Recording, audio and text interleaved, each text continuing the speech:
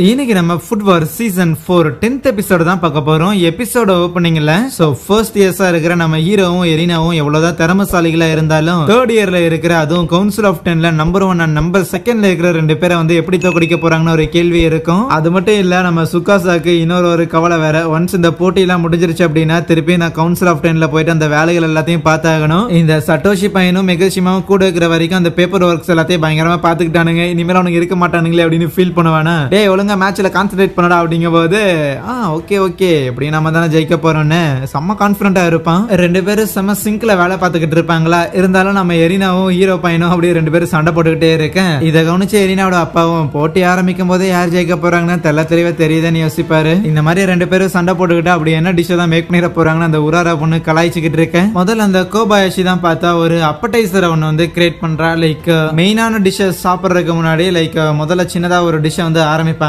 So அதுதான் ஏதோ mushroom வச்செல்லாம் பண்ணியிருப்பா போல. சோ அதை சாப்பிட்டு பார்த்துட்டு பயங்கர அருமையா இருக்குது, வெண்ண மாதிரி வாய்க்குள்ள போகுது அப்படின்லாம் பாராட்டிட்டு இருக்கேன். இருந்தாலும் அதுல சின்னதா இதுவும் ஒண்ணு வித்தியாசமா இருக்குது. அது என்னதுன்னு கேட்கும் போது வேற என்ன எறும்பு தான் சொல்லுவா. உண்மையாலுமே ரொம்ப ரேரான இன்கிரீடியன்ஸோட மாஸ்டர் தான்டா அப்படின்னு பசங்களாரும் ஆச்சரியமா பார்க்க. எறும்புகள்ல ஒரு விதமான ஆசிட் ஒன்று இருக்குமாமா. அது பாய்சனஸ் தான், கையில கொட்டினா அந்த வீங்கிக்குதுல அந்த மாதிரி. பட் அதை கரெக்டான லெவல்ல யூஸ் பண்ணும்போது அது மூலமா கிரியேட் ஆகிற ஸ்வீட்னஸும் சரி, அதோட டெப்த் டுவர்ட்ஸ் இந்த பிளேவரும் சரி, நார்மலான இந்த லெமன் அதுக்கப்புறம் ஆரஞ்சுல இருக்கிற இந்த சிட்ரஸ் ஃப்ரூட் இருக்குல்ல, சோ அதுல இருந்து வர அந்த ஒரு எக்ஸ்ட்ராக்ட் பண்ணப்படுற பிளேவரை விடவுமே இது பெட்டராகவும் ஸ்ட்ராங்காகவும் இருக்கும், காம்ப்ளெக்ஸாகவும் இருக்கும் அப்படின்னு பாராட்டி தள்ளுறாங்க. இன்னும் இவளால இந்த அளவுக்கு நல்லா பண்ண முடியுது அப்படின்னு சொல்லி நம்ம ஹீரோ வாரமா இருந்து பாத்துக்கிட்டு இருப்பான். ஏன்னா கோபாயாஷி மாதிரி நம்ம ஹீரோவும் ஒரு சைட் டிஷ் தான் மேக் பண்ண போறான். சோ இதுக்கே வந்து ஒரு 100 மார்க் கொடுத்துறாங்க. கண்டிப்பா இதை பீட் பண்ணவே முடியாது. இது ஒரு பெர்ஃபெக்டான ஒரு டிஷ் தானே. இதுக்கே பொங்கிட்டா எப்படி. அடுத்தது இந்த சுகாசா பையன் சமைச்சிட்டு இருக்கிறான். டே சுகாசா சோறுலாம் ரெடியா இருக்கான்னு கேட்க எல்லாம் ரெடி ஆயிட்டே இருக்குது. இதை விட ஒரு பெட்டரான டிஷ் என்னால சமைக்கவே முடியாதுன்னு சொல்லி லைக் எதையோ ஒன்னு பேக் பண்ணி வச்சிருந்திருப்பான். ஆனா இப்ப அவன் பேக் பண்ணதான் இங்க சப்மிட் பண்ண போறானா பார்த்தா கிடையாது.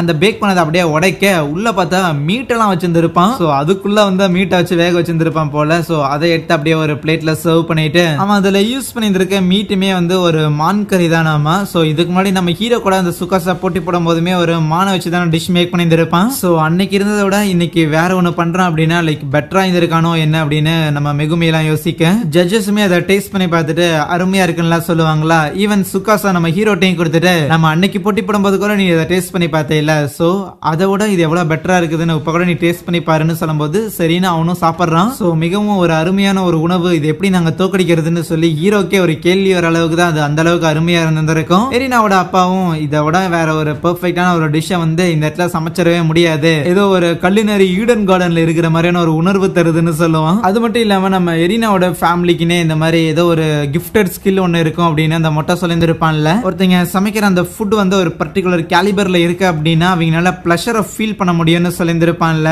சோ அதே ஒரு விஷயம் தான் பார்த்தா இந்த இடத்துல நம்ம எரினாவோட அப்பாவாலேயே அதை ஃபீல் பண்ண முடியும். அங்க இருக்கிற ஜட்ஜஸுமே ஓகே இந்த கவுன்சில் ஆஃப் 10ல இருக்கிற நம்பர் 1 நம்பர் 2 இவங்க ரெண்டு பேரும் இந்த அளவுக்கு திறமசாலிகளா இருக்கிறாங்க, இவங்களோட டிஷ் வந்து வேற லெவல்ல இருக்கு அப்படின்னு சொல்லி லைக் பெருசா அப்படியே பாராட்டிட்டு இருப்பாங்களா. எரினாவோட அப்பாவும் வேற யாரோ வந்துட்டு இந்த கவுன்சில் ஆஃப் 10ல வந்து இவ்வளவு பெஸ்டான ஒரு சாப்பாடை சமைச்சு கொடுத்துட்டு இருக்காங்க, ஆனா என் பொண்ணு தான் இருக்கிறாளே போயிட்டு எதிரி டீம்ல உட்காந்துட்டு எங்களுக்கு எதிராக வந்து சமைச்சிட்டு இருக்கிறா. ரொம்ப ஒரு இம்பியூரான ஒரு ஆட்டிடியூட் அவகிட்ட இருக்குது. இந்த மாதிரி அவ இருந்தா அப்படின்னா கண்டிப்பா அவளோட சமையல் இதையெல்லாம் தோக்கடிக்கவே முடியாது அப்படின்னு அவ்வளவு ஸ்ட்ராங்கா நம்புறாரு. இங்க ஹீரோவும் சுகாசா கிட்ட, ஆனா நீங்க போன தடவை இந்த ஒரு டிஷ்ஷை மேக் பண்ணலையே, ஒருவேளை என்ன இது சாஃப்டா ஹேண்டில் பண்ணணும்னு நினைச்சீங்களான்னு கேட்க, அப்படிலாம் கிடையாது, உனக்கு எதிராக போட்டி போடும் போதுமே நான் பெர்ஃபெக்டா மேக் பண்ணணும் அப்படிங்கிற அந்த ஒரு மைண்ட் செட்ல தான் இருந்தேன். இருந்தாலும் இந்த ஒரு டிஷ்ஷை இன்னைக்கு பண்றதுக்கு தான் கரெக்டான ஒரு சான்ஸ் அமைஞ்சது, அதனாலதான் என்னோட ஸ்பெஷாலிட்டியா இங்க காட்ட வேண்டியதா இருந்ததுமா. சோ இந்த ஒரு டிஷ் தான் எங்கிட்ட இருக்கிற ஒரு ஸ்பெஷாலிட்டி அப்படிங்கிற மாதிரி. அதுக்கு நம்ம ஹீரோவும் நானும் அன்னையில இருந்து இன்னைக்கு கொஞ்சம் வித்தியாசமா தான் இருக்கிறேன், நானும் என்னோட ஸ்பெஷல் டிஷ் என்ன அப்படிங்கறத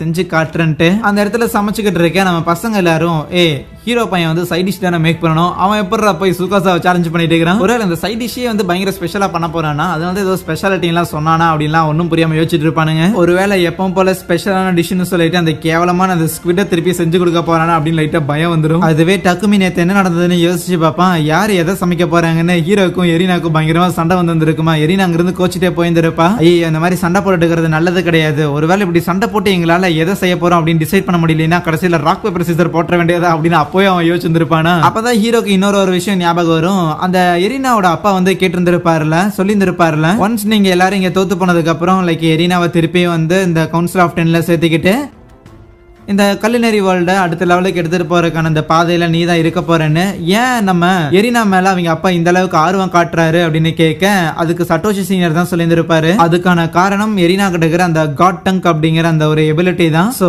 எந்த சாப்பாடு த அட்மோஸ்ட் பெர்ஃபெக்ஷன்ல இருக்குது அப்படிங்கறத அவளால துல்லியமா சொல்ல முடியும். அந்த ஒரு எபிலிட்டி இருக்கிற ஒரு பொண்ணை, அதுவும் தான் பொண்ணா இருக்கிறங்காட்டி அவளை விட்டு கொடுக்க நம்ம எரினாவோட அப்பாவுக்கு மனசு இல்ல. இதை கேட்ட நம்ம ஹீரோவும் ஓகே அப்படின்னா அதை நம்ம அட்வான்டேஜுக்கு யூஸ் பண்ணலாமா அப்படின்னு யோசிச்சிருப்பான்.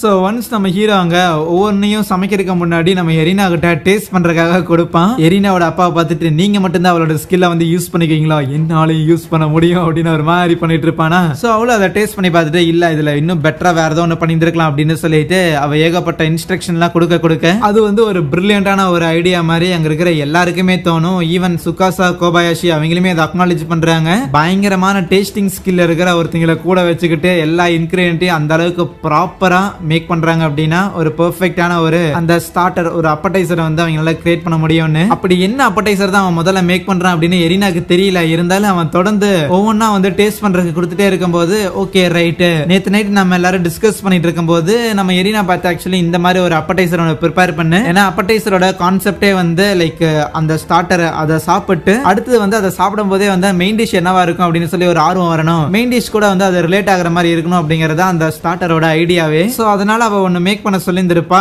ஆனா நம்ம ஹீரோ இங்க அதான் பண்றான். பட் இருந்தாலும் நிறைய ஏகப்பட்ட மாற்றங்களோட எதுக்கு அந்த மாற்றங்கள் பண்றான் அப்படின்னு எரினாக்கு காண்டு. அங்க இருக்கிற எல்லாரும் நம்ம ஹீரோ ப்ரிப்பேர் பண்ண டிஷ்ஷை பார்த்து வாய பொளந்துடுறாங்க. எரினாவோட அப்பாலா கான்ல இருப்பாரு. ஏன்னா கிட்டத்தட்ட அவன் ஒரு ஹோல் மீட்டே அந்த இடத்துல ரெடி பண்ணி வச்சிருந்திருப்பான். அடே என்னடா பண்ணி வச்சிருந்திருக்கேன்னு பசங்க எல்லாரும் கதறிக்கிட்டு இருக்கேன். பட் இருந்தாலும் ஜட்ஜஸ் ஓகே ஃபைன் இது எப்படி வேணா இருந்துட்டு போகட்டும், முதல்ல ஜட்ஜ் பண்ணி ஆகணும்னு சொல்லி சாப்பிடுறாங்க. மிகவும் அருமையான ஒரு உணவு. சோ நம்ம எரினாட்ட கேட்டுக்கிட்டு தான் ஒன்னே பண்ணியிருந்திருப்பான். அதை பயங்கரமா வந்து அப்ரிஷியேட் பண்ணிக்கிட்டு இருப்பாங்களா. சோ என்ன ஆட் பண்ணியிருக்கான், ஏன் அப்படி பண்ணியிருக்கான் அப்படின்னு சொல்லி ஏகப்பட்ட விஷயங்கள் எல்லாம் சொல்லுவாங்க. ஈவன் அவன் வெளியில ஒரு டேஸ்ட்டும் உள்ள கடிக்கும் போது இன்னொரு ஒரு டேஸ்ட்டும் இருக்கும். சோ வேற ஏதாவது இன்ஜெக்ட்லாம் பண்ணியிருக்கானாமா ஜெல்லி மாதிரி. அதை டேஸ்ட் பண்ணி பார்த்த எரினாவோட அப்பாவும் ஓ இதை வந்து அந்த பிங்க் மண்டையை சமைக்கிற மாதிரியே இருக்கே அப்படின்னு யோசிப்பான். அது மட்டும் இல்லாம இதுல வெரைட்டி ஆஃப் ஃபிளேவர்ஸுமே வந்து ஆட் பண்ணியிருந்திருக்கான். ஆனா அந்த எல்லா ஃபிளேவரும் எதுக்கு இந்த அளவுக்கு பெர்ஃபெக்ட்டா சிங்க் ஆகுது அப்படின்னு பார்த்தா அதுக்கு ஹெல்ப் பண்ணது நம்ம எரினாவோட அந்த காட் டங்க் தான். சோ எரினாவோட அந்த டேஸ்டிங் ஸ்கில் இல்ல அப்படின்னா நம்ம ஹீரோவால இதை கண்டிப்பா புல் ஆஃப் பண்ணியிருக்க முடியாதுன்னு அந்த எரினாவோட அப்பாவுக்கும் தெரியுது. இதையே ஒரு மெயின் டிஷ்ஷா வச்சிருந்தா கூட சுகாசாவோட டிஷ்ஷுக்கு கம்ப்ளீட்டா ஒரு டஃப் கொடுக்குற அளவுக்கு அது இருந்திருக்கும்.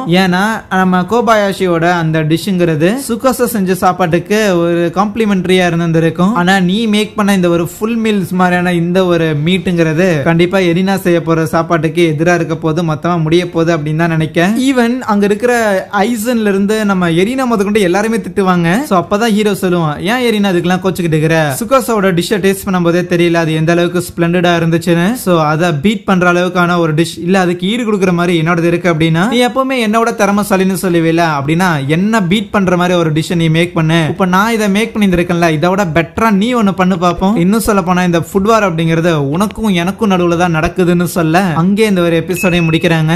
சரியா, தேங்க்யூ.